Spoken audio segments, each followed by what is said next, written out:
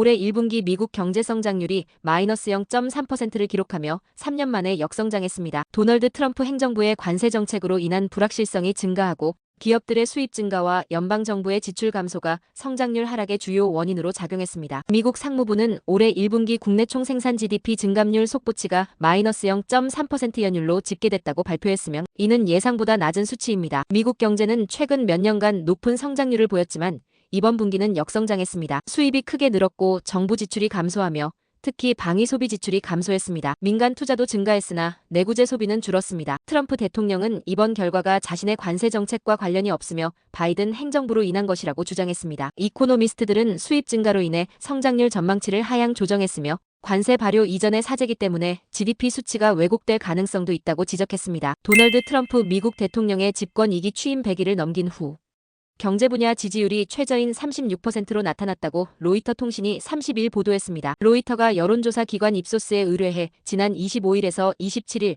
미국 성인 1029명을 대상으로 실시한 여론조사에서 트럼프 대통령의 경제정책을 어떻게 생각하느냐는 질문에 지지한다는 응답은 36%, 지지하지 않는다는 응답은 56%였습니다. 이는 올해 1월 20일 집권 2기를 시작한 직후 실시된 조사 42%보다 6%포인트 하락한 것이며 집권 1기와 2기를 통틀어 최저치입니다. 지난 16일에서 21일 진행한 직전 조사의 경제 분야 지지도 37%와 비교해서도 1%포인트 하락한 수치입니다.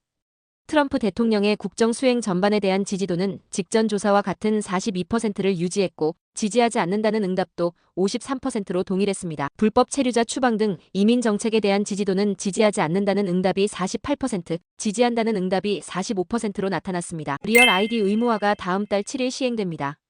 그러나 많은 주에서 발급률이 여전히 낮아 혼선이 빚어지고 있습니다. CBS 보도에 따르면 올해 4월 중순 기준으로 뉴저지주의 발급률은 17%로 전국 최저 수준이며 뉴욕주는 43%에 불과합니다. 이는 전국 평균 발급률인 50%에 미치지 못합니다. 캘리포니아는 55%의 발급률을 기록하고 있습니다. 뉴저지에서는 여권 소지 비율이 높아 리얼 아이디 발급률이 낮다는 분석이 있으며 뉴욕과 뉴저지는 불법 체류자에게도 운전면허증을 발급하기 때문에 상대적으로 낮을 수 있습니다. 리얼 아이디 발급에는 합법 체류 신분 증명이 필요합니다. 리얼 아이디는 연방정부 기준에 맞춘 새 운전면허증 및 신분증입니다. 2025년 5월 7일부터 18세 이상은 공항 탑승 검사와 연방정부, 건물 출입 시 여권을 제외한 유일한 신분 확인 수단이 됩니다. 리얼 아이디가 없으면 여권을 지참해야 합니다. 켄터키 주의회 등 일부 주에서는 시행 시기를 연기할 것을 요청했으나 트럼프 행정부는 예정대로 시행할 계획입니다. 캘리포니아주 차량국에 따르면 신청은 DMV 공식 웹사이트에서 온라인 신청서를 작성하고 서류를 업로드한 후 현장 사무소 방문 예약을 해야 합니다. 예약 날짜에 사무소를 방문해 확인 절차를 완료해야 합니다. 뱅크 오브 아메리카는 최근 고객들에게 이메일로 투자, 사기, 소셜미디어 사기, 기술 지원 사기에 대한 주의를 당부했습니다. 은행은 빠른 수익을 보장하는 투자 제안에 속지 말고 철저히 조사하라고 조언했습니다. 또한 소셜미디어 광고의 상당수가 가짜일 수 있으니 경계하라고 경고했습니다. 마지막으로 원격 접속 요청이나 보안 코드 요구에 응하지 말라고 당부했습니다. 북가주 해안의 캐스케디아 단층대에서 대규모 지진이 일어날 가능성이 있다고 학술지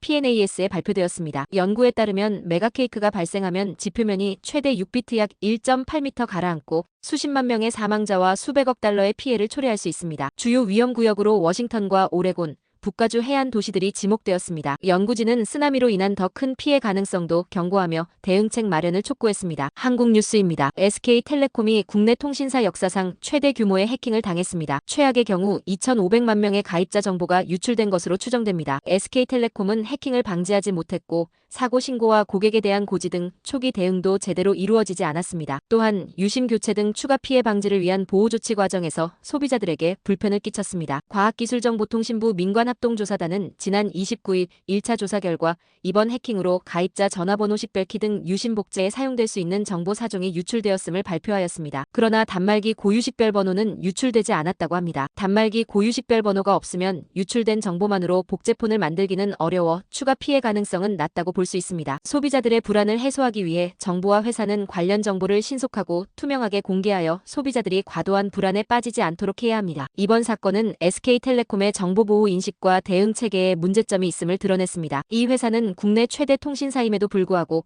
지난해 정보보호 투자 금액이 KT보다 적었습니다. 국외 보안 전문 기업이 SK텔레콤의 해킹 인지 전에 해킹에 사용된 악성 코드 보고서를 발표했지만 경영진은 이러한 중요한 정보를 보고받지 못했다고 합니다. 또한 해킹 발생 시 24시간 안에 한국인터넷진흥원에 신고해야 하지만 늑장 신고를 했고 고객 문자 안내도 사고 열흘 후에 마무리되었습니다. 시스템 용량 한계로 인해 가입자 전원에게 동시 문자 발송이 어려웠다는 것입니다. SK텔레콤은 유심 보호 서비스와 유심 교체 문제에서도 충분한 준비가 되지 않은 모습을 보였습니다. 기업이 지속 가능하려면 고객 신뢰가 핵심입니다. 신뢰를 잃으면 사업자 지위가 흔들릴 수 있습니다. 따라서 이번 사태 대응의 중심을 고객 보호에 두고 신뢰 회복에 최선을 다해야 합니다. 검찰은 건진법사 전성배 씨를 통한 윤석열 전 대통령과 김건희 여사에 대한 청탁 의혹을 수사하기 위해 서울 서초구 아크로비스타 집 및 김 여사가 운영했던 코바나 컨텐츠 사무실에 대한 압수수색을 마쳤습니다. 서울 남부지검 가상자산범죄합동수사단단장 박건욱 부장검사는 30일 오후 3시 40분에 피의자 전성배의 청탁금지법 위반 사건과 관련하여 아크로비스타 사저 및 사무실에 대한 압수수색영장 집행을 종료했다고 발표했습니다. 검찰은 이날 오전 윤 전 대통령의 집과 코바나 컨텐츠 사무실에 대한 압수수색을 실시했으며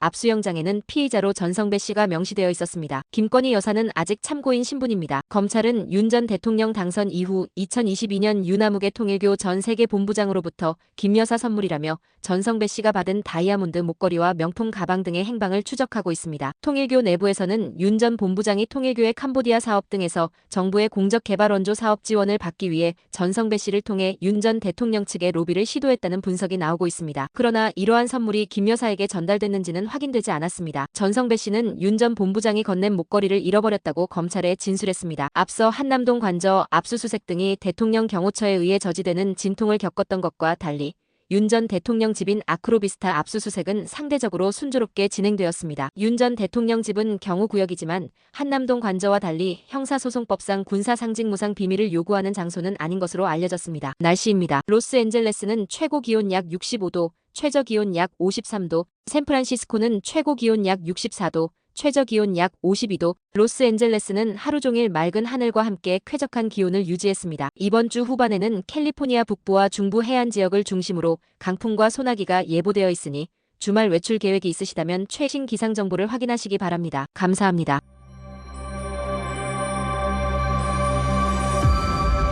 뉴스 읽어드렸습니다.